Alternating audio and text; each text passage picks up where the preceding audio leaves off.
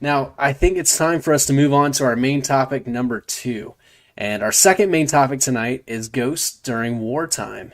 So these are ghosts that are seen during war, during battle, that the soldiers see. Now, I'm not talking about after the battle's taken place. We've already established in a previous podcast about Gettysburg and some of the other famous battlefields and the ghosts that you can see that are still attached there. But what we're talking about specifically are the soldiers that were there seeing spirits during wartime. And so we have a couple of stories, and I want to go ahead and start with one that's local to us here in Yorktown. As part of Jeff's book, Ghosts of Yorktown, as well as our tour that we do, there is a popular one that was seen during war. Now, what was that one that is seen down in Yorktown? Yeah, this one was during the Civil War, the Second Siege of Yorktown. So the Union Army is in Yorktown. They occupied it after that siege for the remainder of the war. And it was basically a hospital town. In the courthouse, in the Swan Tavern, which is the tavern across the street from the courthouse, they stored all their gunpowder and ammunition. All right. So they had guards out there. Union soldiers were around the courthouse. And one night, this captain, his name was Thomas Buckner. He's outside the courthouse there, and he sees this figure kind of lurking in the shadows of the Swan Tavern. So Thomas Buckner, he and his men, they come forward to see who this guy is, and they said his identity was concealed by this velvet cloak, basically a cape that he had up over his face. So they watch the man, and he goes around the tavern and back towards the stables, and they follow him. And he goes around the corner of the stables. He's gone. They don't know where he went.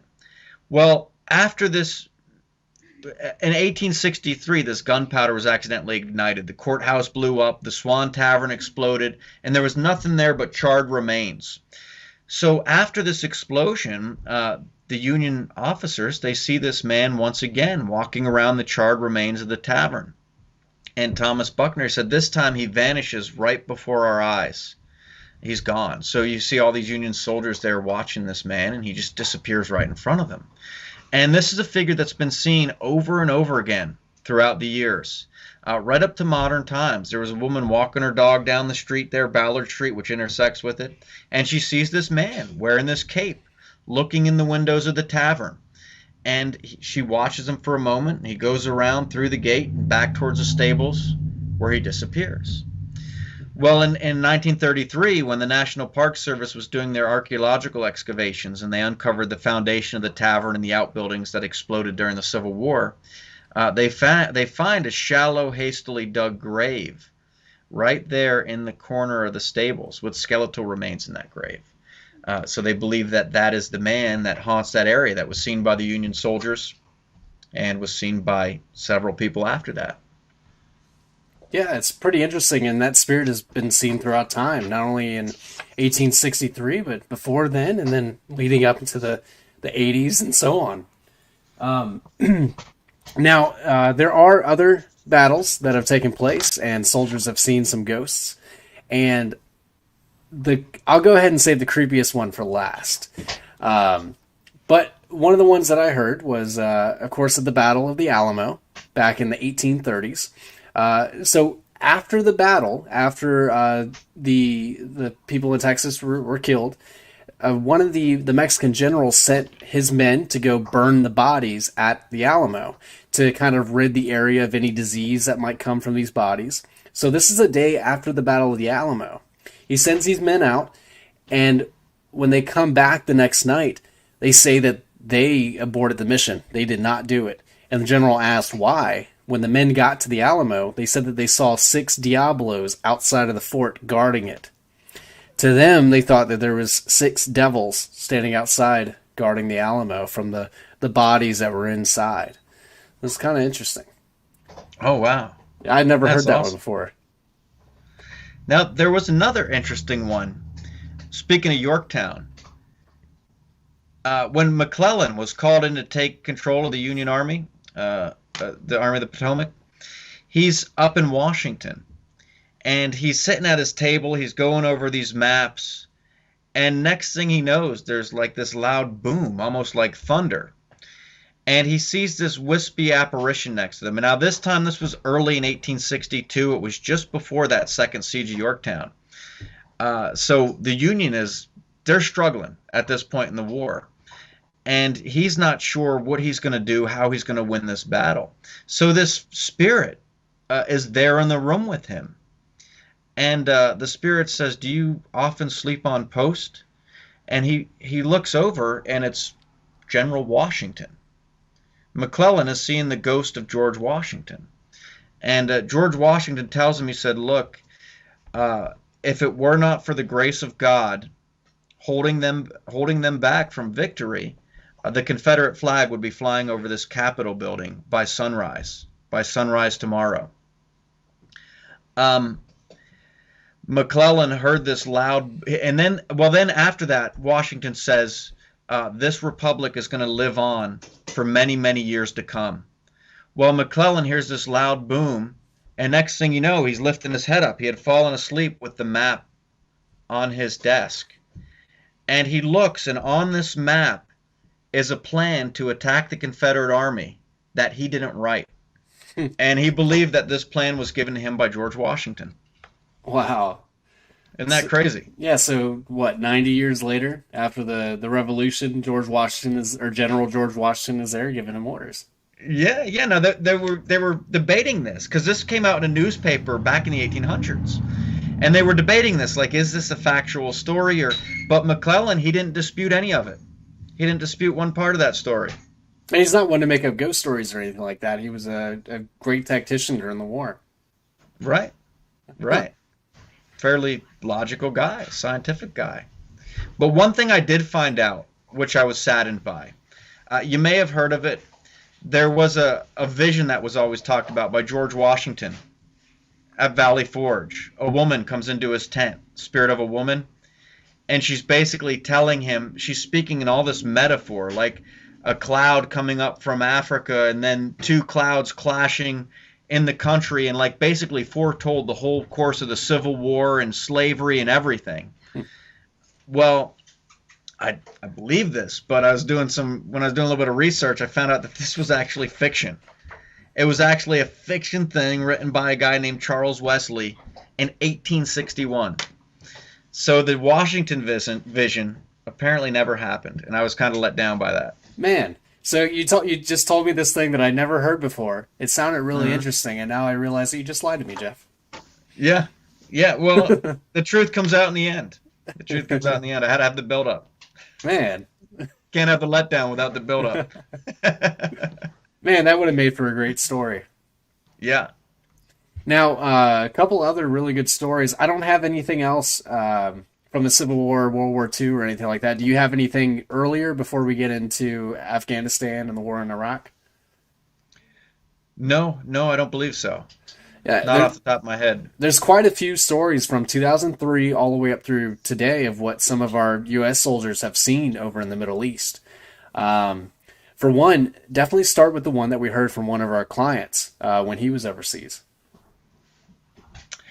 Oh yeah. He was over in Iraq, and he was in the Marines. They lost quite a few on their missions over there, and they would come back to their barracks, and they would see the guy in their barracks sleeping in his rack, and the one guy would freak out, like, hey, he's sleeping in his rack, and his commanding officer, whatever he was like, no, you're seeing things, go back to sleep. But then I guess he ended up seeing them too. But the guy thought he was going nuts, until other people started seeing this. And it started happening all the time, where these people that died out on the missions were seen later that night sleeping in their racks. Or standing in the corner of a barracks, and them fully aware that this person died on the battlefield, and seeing them standing in the corner, full apparition and all, multiple people witnessing this, and just scaring them so bad a lot of them needed to go seek help. Right. Yeah, I can only imagine like the PTSD that you would get from not only having to go through losing your best friend or losing one of your closest friends there, but then seeing their ghost again coming to visit you in the barracks. I can't imagine. Yeah, I mean, it's traumatic enough as it is, but I imagine for some people, it may even give them some sort of a peace of mind, depending on how they look at it. I mean, if some people kind of see that as a symbol, as like, hey, my spirit, I'm all right. I'm not still out there. My spirit is not trapped out Right. there on the battlefield in that moment. I'm back here, and maybe they can take it as a sign. Hey, I'm back here. I'm going to be back home after this. I just wanted to appear to you before I left. Maybe some of them had a message. Maybe they wanted to tell their loved ones that they love them, or they wanted to give some sort of message to their friends to let the people know back home what they wanted to say. Right. Because a lot of them, Right. Absolutely. not knowing that that was the last time they were going to leave that barracks, a lot of them didn't prepare for that. Yeah. Yeah. And like we talked about before, it's so sudden when it Hmm. happens. You may not even know. If you're out there in the battlefield, you're out there in a convoy and you're hit by an EFP, um, you know, you may pick up and get right back in the convoy and ride back to the barracks, not even aware that you're dead. Yeah, You don't even have a chance in the commotion to look at your body and realize it happened. and you're confused as to why you're not able to interact with the people there, why they can't hear you, and now you're just kind of standing in the corner hoping you can get their attention. Right? Now, Right. one of the other stories that I had, it's very similar to what our client had. There's a story of a whole bunch of men in a barracks, and they happen to see a lieutenant walk into the office. They all see him, but they go back. They're doing their game, playing cards or whatever, and then they get a call on the radio saying, "Hey, the lieutenant is dead. He passed away." And then so these guys get up, faces white. They go into the office and see that no one's in there. So Wow. very interesting. Since immediately after death, some of these spirits would return back to where they once were. Yeah, just doing their job, going back about the motions like they were before. Yeah, And I wonder if in that case it was residual. I wonder. I wonder how much of it is residual, how much of it is intelligent. Right. Right. Now, the one story that gave me chills. This is a bit of a longer one. So, this is a operation that happened in Afghanistan. A group of soldiers were reconning this village because they were looking for a specific Taliban leader. And so, one group was sent out and another group was sent out. So, they're on opposite of the ends of the mountains. And they're looking into this village and they're gaining intel on this village to send back to their commanding officers to determine if the person is there and how they're going to go in and basically extract this man. And so the group heads up on the mountain range. They're there all day, all night. They do this for a couple days, just looking through the binoculars, just kind of reconning, sending the information back to their commanding officers. So one day they're sitting there. They look out through their binoculars. They see the town going about its normal business. But then one of the men happens to look over and they see what looks like a man in a white robe kind of staring at them up in the mountains. He kind of backs away and is like, all right, guys, we need to go. Because at this point, they told themselves that we don't want another lone survivor incident happening where you have a small group of men in a mountain range and they get ambushed by a bunch of Taliban. And so they get up, they start making their way back to their camp. And they kind of get information where they have someone watching all directions. And one of the men see this guy in the white robe up on the mountains again. He's kind of moving in between the rocks. And so they keep moving. And then they hear what sounds like a jet taking off. Like all of a sudden it gets so loud, they have to talk to each other over their comms and they're screaming at each other in this mountain range trying to communicate. They keep moving and finally the sun starts to set. It starts to get dark. So they all put on their night vision goggles. So all they can see is just a haze of green as they're walking through this mountain. As they're walking through, one of the men who's on the rear, he's kind of looking around. He happens to he happens to smell what smells like baked bread. And he said that he felt very at ease, he felt very comfortable, and he felt like he wanted to stop and move towards that direction of that baked bread. He said it was the most calming sensation he had ever felt when he was over there. And he finally was able to snap out of it, and his men kept on moving. And he asked them if they smelled bread, and they said, yeah, we smell that bread, but we need to keep moving. Now, all of a sudden, the bugs go away. All the sounds kind of go away. It gets really quiet. And all of a sudden, one of the men look up, and they see that man with that robe again. But through the night vision goggles, he can see his eyes, and his eyes are glowing. and he's kind of moving through the mountain range, but this time he's not walking, he's kind of gliding. And as he's gliding towards them, he's passing through rocks. He says that he kind of melts around the boulders as he keeps moving towards the men. He goes to tell his men, they turn around, and he kind of vanishes. So they say that at this point they drop down, they go into sight, smell, and see formation. I believe that's what it's called, but they're just listening, they're looking. They say they do that for about 10 minutes. They don't see, smell, or hear anything. So they get up and they keep moving in the same formation.